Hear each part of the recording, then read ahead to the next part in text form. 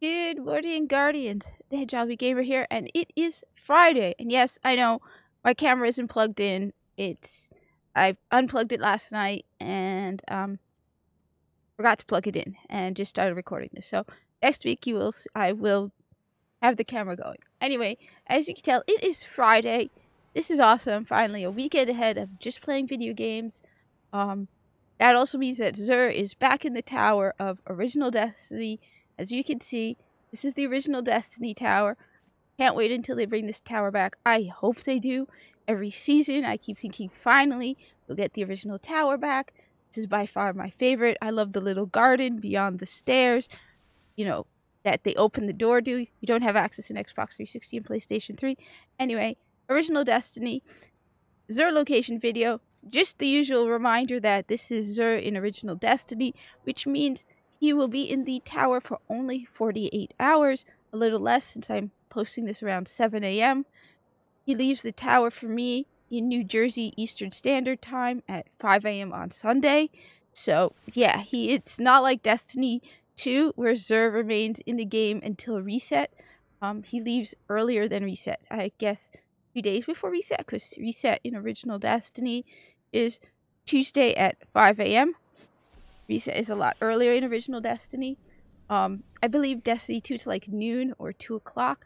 I'm not 100% sure because I'm usually at work. So I just know when I get home from work, reset has already happened. Anyway, as you can tell, this is how you know where Xur is. If you see this mark in the tower, you know he's in the tower. If you don't see this mark in the tower, it means Xur is in the reef. Those are the only two locations you will find him. Anyway, we are heading to the right.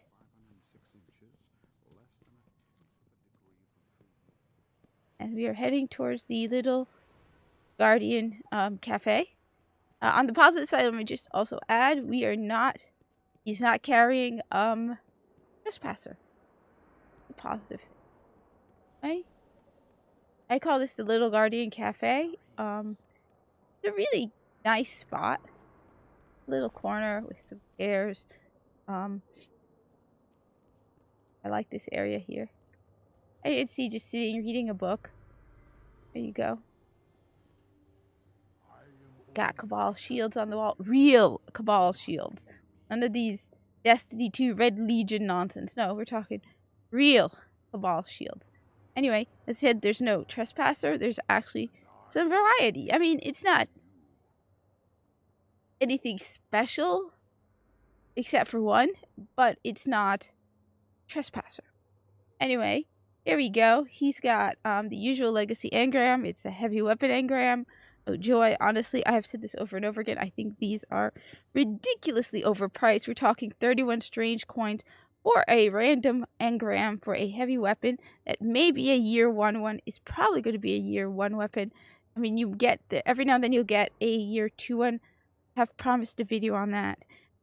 There are a few year 2 ones you will unlock if you get the year 1 version. But my experience has been you're more likely to get something that's a year 1 weapon.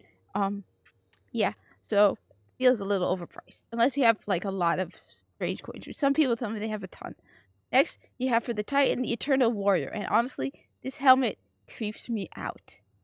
It's like a metal, it's creepy. It's a helmet with a mask. I don't know. I find this one very creepy. At least it's not as bulky as a Corpus helmet. As I've said, that's my general guideline. If it's bigger than a Corpus helmet, it is too bulky. Sorry about that. Then we have, so what does it do? Gain Unstoppable for Fist of Havoc. I'm not entirely sure what that is. Titans, please translate for the hunter. There's the hunter. No speak Titan. Don't understand the speaking words of the Titan. So Unstoppable for Fist of Havoc.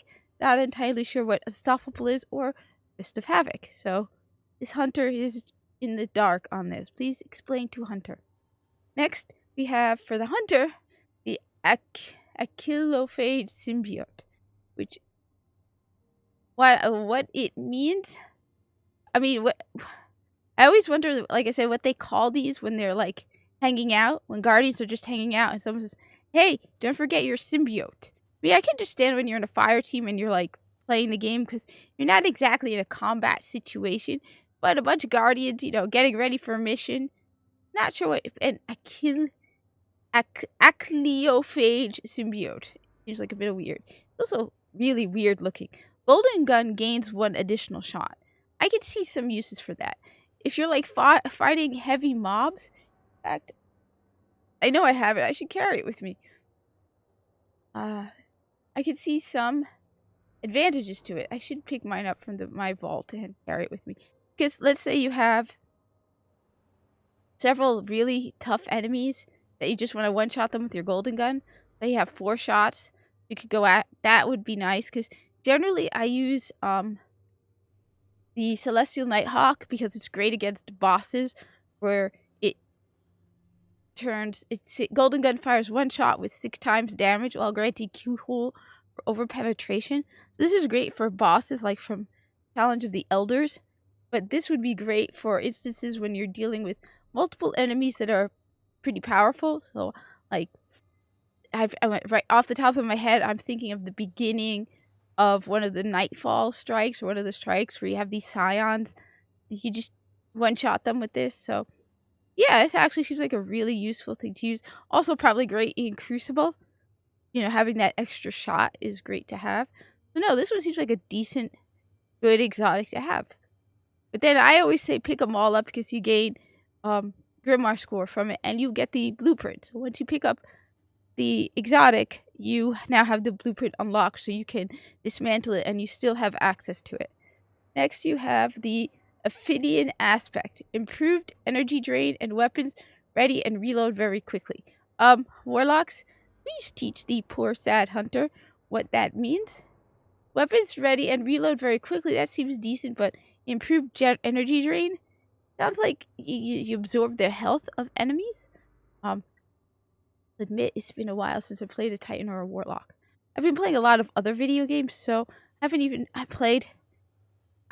finished the campaign from Lightfall or really played much original Destiny because I've been playing so many other video games like Hogwarts Legacy, really good game. So Warframe, yeah, and I'm planning on playing Resident Evil 4, so a lot of other games I've been playing.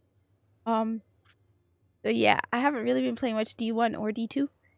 Anyway, pick it up. Let me know, Warlocks. Do you like this? What do you think? Is Zur wearing a bond? Wait a minute, he's wearing a Warlock bond. It's only on 1 arm. It looks like a Warlock bond. Interesting.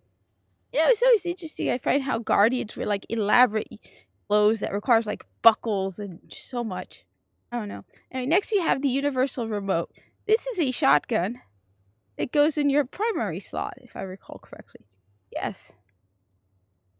I believe this is a shotgun that takes primary ammo.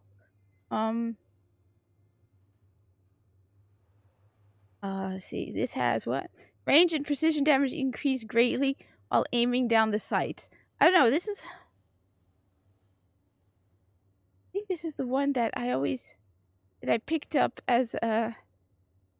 No, I'm forgetting on what it was, but I believe I got this after I soloed a Nightfall. It was the first time I got an exotic from a Nightfall. Universal Remote. I don't know. I don't really use it that much. It's great to have a shotgun in the primary slot, but I don't know.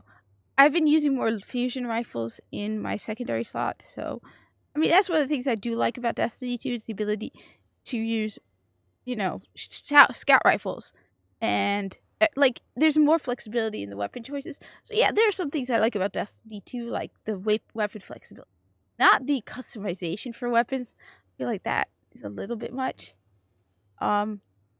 But the flexibility in getting to choose what types of weapons you want to use.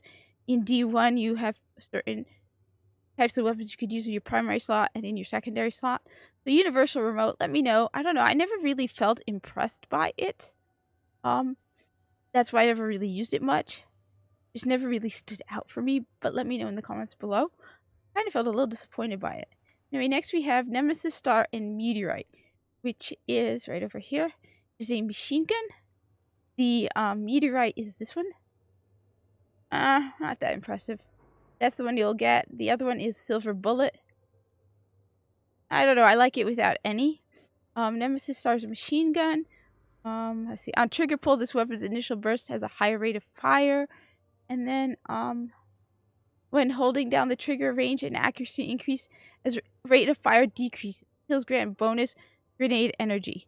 It makes me think of Suros Regime in machine gun form. You know how Suros Regime has the longer you hold the trigger.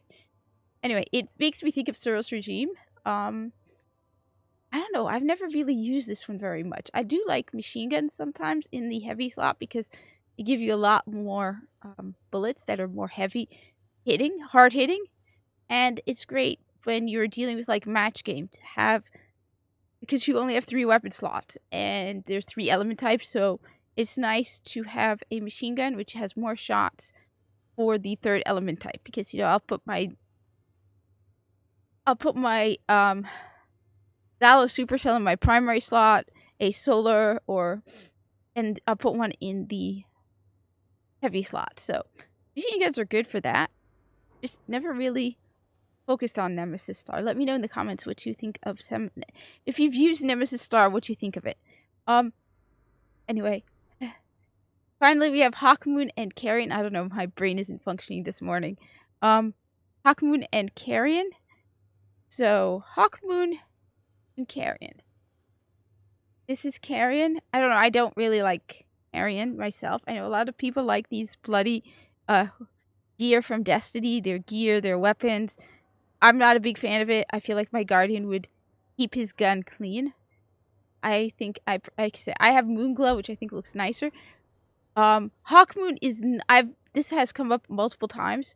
Hawkmoon has been carried by Zur. I'm not a fan of Hawkmoon. I know a lot of people really like Hawkmoon. No one is. I wish people would let me know why you like Hawkmoon, because to me, I'm more of an Ace of Spades person. I like the fact that with Ace of Spades, you have a guaranteed perk. Precision kills move 1 round from your ammo reserves into the magazine. Every precision kill I get moves 1 round from my ammo reserves to the magazine. And I'm pretty good with getting precision kills with Ace of Spades, so I have to rarely reload the Ace of Spades, which is nice because hand cannons are a pain in the butt to reload. For me, on the other end, Hawkmoon has okay, these are the perks for Hawkmoon. You have Luck in the Chamber. 1 random bullet in the magazine causes considerable bonus damage.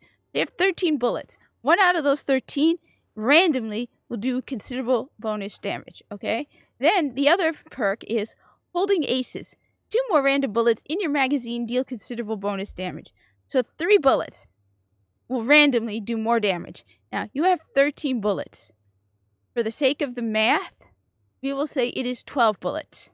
So 3 bullets out of 12 is 25%. So in actuality, you have less than a 25% chance of getting one of these bullets.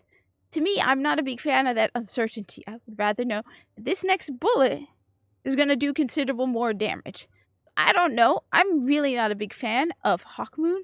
I'd rather have a more powerful hitting hand cannon than one that might randomly give me random powerful bullets. But that is just me. I said, I know a lot of people who really like Hawkmoon and can't understand why I like Ace of Spades, whereas I'm a huge fan of Ace of Spades and not really a fan of Hawkmoon. It's a cool looking weapon, and I've told it's actually good for a Crucible. However, again, you're dealing with this 25% chance that you'll get that random bullet. Anyway, let me know in the comments. I really would like to know why people like Hawkmoon so much. Anyway, thank you for watching. Like, comment, subscribe. Share this with other Destiny people. And I hope to see you in the tower. I will be live streaming on Saturday and Sunday. I always live stream, not always Destiny. I will probably be live streaming Resident Evil 4 on Saturday. And me and a friend of mine, Mugskins, we will be playing Warframe on Sunday. I have not played the Lightfall campaign yet because, wow. Man, things have gone down since Taken King. Anyway, thank you for watching, and I hope to see you in the tower. I still want to have a raid team for Original Destiny. That would be so much fun. Peace.